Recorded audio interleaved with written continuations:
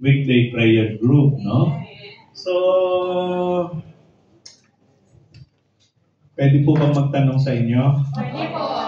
Pakitanong nyo ngay katabi nyo, how old are you? How old are you? Alam nyo po, napakaraming beses na nating nadidinig yun. Ano? Pero every time na sinasabi natin, how old are you? Parang merong nakikiliti sa atin. Ano? So, it rings a bell, no? So, kung tatanungin natin, how old na ba ang ating weekday prayer group? Ang sagot? 10. Diba? Dapat, pagka 10 years old, tumatakbo na, lumalakad na. No? So, ang age po, hindi naman yan sa bilang. Yan naman po ay tungkol sa mga natutunan, di ba? Sa mga natandaan. So, ang age po, hindi naman na-measure sa bilang. No? So, halimbawa, ako, guess nyo, ilang taon na ako? 34. Wow! Doblehin natin yun. So, bawasan ng konti. Magsi-65 na po si Father. So, senior na. So, ang tanong, 65 na. Kayo, 10 years old kayo. So, ang tanong is, ano ba nangyari sa iyo sa mga buhay mga taon na nagdaan? Ano? So, pagka babalikan po natin yung mga taon na nagdaan, dapat ang makita natin doon, yung paggabay ng Diyos sa atin. Diba? Yung bang makita mo na magpasalamat ka na umabot ka sa ganyang edad. Di ba? So, yung iba ayaw nilang matatawag na sila'y matanda. No? Pero sa akin, okay lang yung matanda di ba? At least, pag matanda ka, dapat may pinagkatandaan ka. Mahirap ba? Oo. 65 ka, pero wala ka namang pinagkatandaan. Kung isa ka, masakit na marinig, ba? Parang walang pinag-aralan, di ba? O kaya naman parang hindi matanda. Di ba? So kaya kung minsan, ini-expect po nila sa atin, di ba? Dapat El Shaddai ka. Dapat mabuti ka. Di ba? Dapat mabait ka. Di ba? Kasi hinahanap nila yon.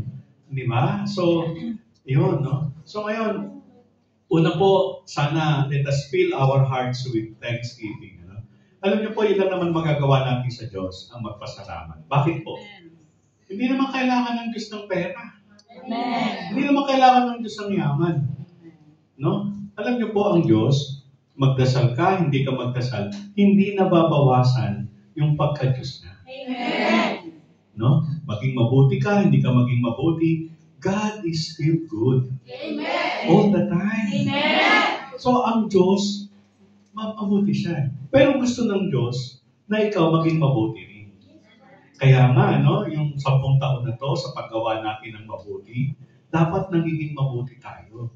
Pag gumagawa ka daw po ng mabuti, nagiging mabuti ka rin. The more you do good, the more you become a good person. No? Kaya magpatuloy po kayo na piliin, choose to be good. No? Pakisabi sa katabi, choose to be good. Choose to be good. Idugtong nyo na, huwag kang pasaway. Choose to be good. No? At by the way po pala, kagabi, salamat, nandito po kayo, yung mga sister Lorna, Weng, na yung pang mga kasama. Naglinis po sila dito. Alam niyo po ba ito, pinasok ito ng tubig. Yung rep yan, mabigat na yan. So dahil maraming tubig, lumutang siya, tapos tumba.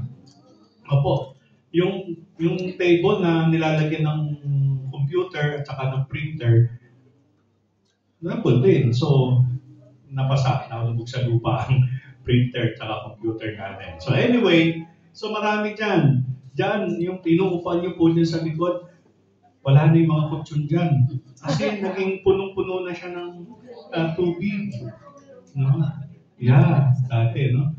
Yeah. Tapos dati, meron din tayong, yung upuan natin dati dito, may sandalan. Wala na din po yun, naitapon na rin. Kasi lumubog na po yung lahat, no? Yan. So alam nyo, meron akong gusto paalala sa inyo, mga kapatid, no? maraming nagpo-post, ang saya, namuhuli ng isda. Namuhuli ng isda. No? Okay. So, nagpo-post pa, madaming post. Kasi para bang gusto mong ipaalam sa buong mundo, lalo sa Pilipinas, sa mga ito nangyayari sa Macau, na parang sikat ka pagka tagapagdala ka ng balita. Ito kami, lubog kami, baha kami, di ba? Pero masaya kami kasi, ayan, nanguhuli kami ng isda, no? Yan. Pero alam niyo po ba, meron po akong group chat ng mga pari dito, no? Tatlo lang kaming mga Pilipino doon. No? Pero alam niyo po, nalungkot ako kasi ako yung leader ng Filipino community. No? So, tayo, masaya tayo. Ano ba naman yan? Sanay tayo sa baha. Di ba? Pero, alam niyo po, ang tingin nila sa atin, pasaway tayo. Matigas ang ulo natin. Bakit? Kasi, pag signal number 8 dito, stay at home. Huwag kang lalabas. At nung panahon na yon, signal number 10 pa. Kaya lang wala ng ulan. Tapos may tubig pa. Ang tingin nila sa atin, pasaway. Bakit? Kasi pwede kang dangerous yun. Kasi po, ang kuryente dito, walang mga poste na sa ilalim. Puno ng tubig. Isang spark lang doon, mamamatay. Alam niyo po, nung nasa taas ako, gusto kong bumaba dito kasi nakita ko tumataas yung tubig. No? Pero hindi na pa ako tumuloy kasi naisip ko, may mga outlet ng kuryente dyan, nakalubog sa tubig. Baka pag lumusong ako dito, mag-ground ako. Alam niyo naman ang tubig, di ba? No? So, paalala ko lang po sa inyo, mga kapatid, sana wag ganun ang maging image natin na pasaway. Masaya tayo, okay lang naman yan. Kung titingnan niyo po balita sa Hong Kong, may isang tao doon. Wala pa, kasi signal number 8 na sa kanila, pero wala pa ulan, wala pa ang malakas na hangin. Naligo siya doon sa beach. Nahuli siya. Ano nangyari sa kanya? Pinagmulta siya ng 2,000 Hong Kong dollars at 14 days sa imprisonment. No? Meron pang isa doon, nung signal number 10, lumabas ng bahay, nagpicture, nag-selfie. Bagyo sa likod, diba? Sikat ako, yan mo. Hinuli siya. Kaya huwag kayong magtaka na sa isang araw, kung naglabas-labas kayo dyan, kumatok sa inyong pulis. Kasi kita kayo sa CCTV. Kumatok at pulis. Kasi yun, paglabag yun sa kautusan. Dito ang utos, stay at home. Kaya nga walang public transport. Sarado ang mga tindahan. Alam na natin, kahiya-hiya tayo. Diba? Baka bukas, makalawa, inimbestigahan, tinignan yung CCTV kayo yung mga nandun. No? O, baka hawak-hawak mo isda, susunod hawak-hawak mo rehas na. Amen? Okay, sa mga bago po dito at saka sa mga luma, baka hindi nyo alam. Dito po sa Macau, importante po ang rules. Pakisabi nga po, rules are rules. Laws are laws. Batas ay batas. Rules. Kakaiba po yan. Sa ibang lugar po, sa Pilipinas, sasabihan sa'yo, di ba, magluto ka, magplancha ka, maglinis ka ng banyo, ng kwarto, ng kusina, hugasan mo lahat ng plato. Basta pagdating sa hapon, titingnan yan nung amo mo, nung employer mo, kung nagawa mo yun. Amen?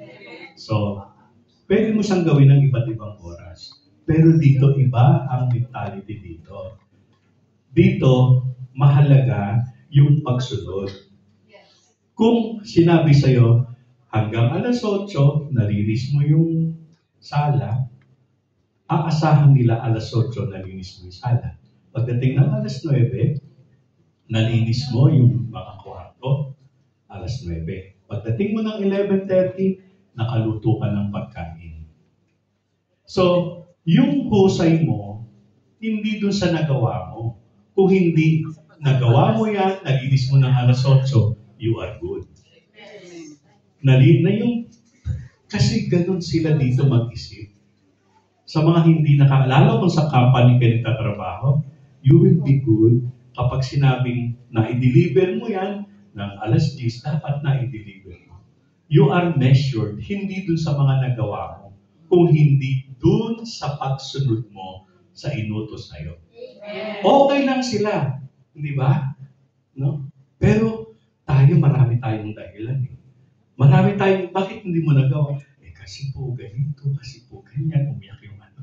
Kasi sa kanila, hindi nila papakinggan yun. Ang mahalaga sa kanila, sinabi ko sa'yo, tapusin mo yan ng alas 8. Tapusin mo yun.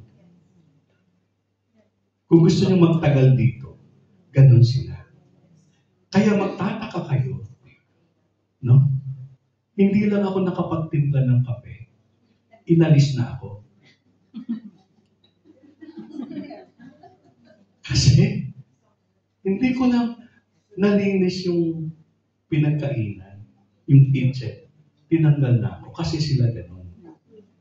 Amen po ba? Wala tayo sa Pilipinas. Nandito tayo. So, learn. Di ba? Learn. Di ba? Pag may sinasabi dito, inuutos, gawin mo yun. Amen po? Kaya, sorry kung hindi ko naman wini-wish na ganyan. Pero baka may sample lang sila. Kasi sa Hong Kong, hapon po, talaga sa news doon, inuli talaga. Kasi bawal yun. Kaya tayo, alam nyo, masaya tayo. Yan, no?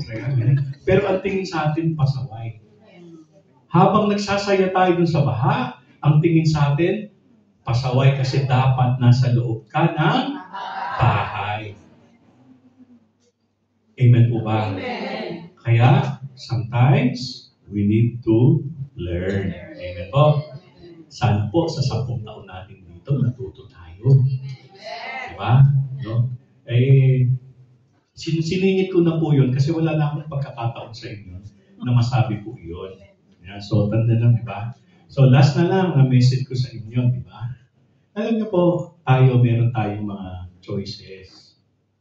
No? Kaya sabi ko nga kanina sa inyo, choose to be good, huwag kang pasaway. No? Choose to be good. No? Maraming choices dito. Ikaw, nung dalaga ka, maraming nangliligaw sa'yo, may choices ka. Pero pinili mo yung asawa mo. Di ba? Pumili ka eh. So, yun na yun. Pakisabi po, yun na yun. Yun na yun. Yun na yun. Kaya nga sabi, di ba pag mag-aasawa, lalagay sa hili. Di ba? So, alam mo, kapag ka nag-asawa ka, di ba? Pag tinanggap mo yung asawa mo, ay, ano yan? Di ba? No? Yun na yun. Di ba? So, wag ka nang hahanap pa ng iba. Amen po. So, ito hindi ba, nung sinagot mo yun, inalaw mo siya na pumasok sa buhay mo, sa puso mo, tama ba? Maraming nanliligaw sa'yo. Baba ako dalaga kayo, nanliligaw ko sa inyo. Kahit alam nyo, mahal na mahal ko kayo. Hanggat hindi nyo ko sinasagot na may magagawa ba yung pagmamahal ko? Mamimili ka lang ng papapasukin mo. Brothers and sisters, alam niyo po ba ganun din si Lord? Alam natin God is good, God is love, God is the source of blessing, pero hanggat hindi mo siya napapasok sa buhay mo, walang magagawa iyon sa iyo. Amen. Amen po? So, dapat sa 10 taon na tayo'y nagdarasal, umaawit, nagpapasalamat, sumusunod sa Diyos. Dapat palaki ng palaki ang pintuan ng Diyos sa buhay natin. Kasi pag hindi ganon, hindi mababago ang buhay natin. Amen. Kaya, made the right choice. Amen? Amen. Sa mga napangasawa nyo, wala na kayong magagawa. Yun na yun. Amen?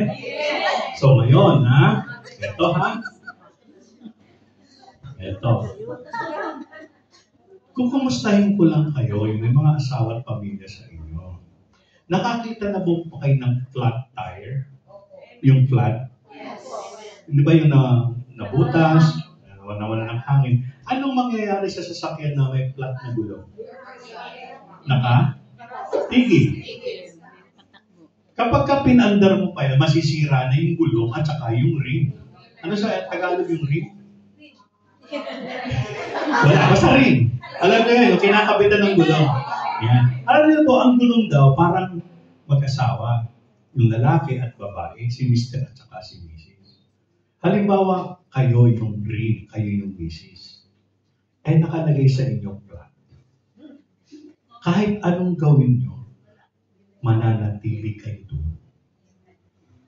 Kaya kahit anong sikap mo at sipag at tiyaga mo sa abroad, kapag flat yung asawa mo, hindi kayo uusan. Amen po? Amen. Pakitanungin katabi nyo, flat ka na ba?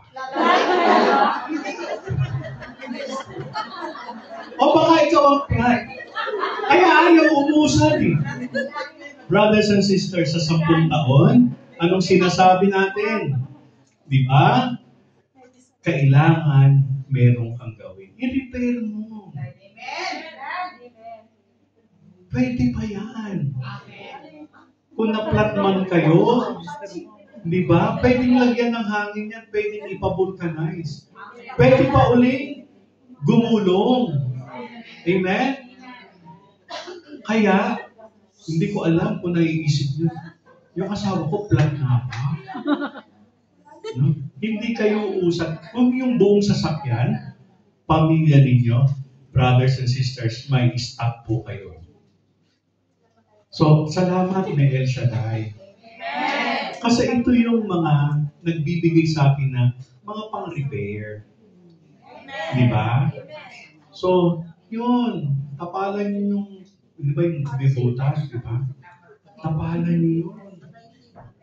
No? Kaya hindi ka, pag may butas, hindi uulan. Imagine ninyo, kung meron kayong drum ng tubig, at lalagyan nyo ng tubig bago kayo matulog para may magamit kayo pag-gising ninyo. Pag-gising ninyo, may tubig, wala. Gaano karaming tubig ang kailangan mo? Wala. Lagay ka ng lagay, tapon ng tapon.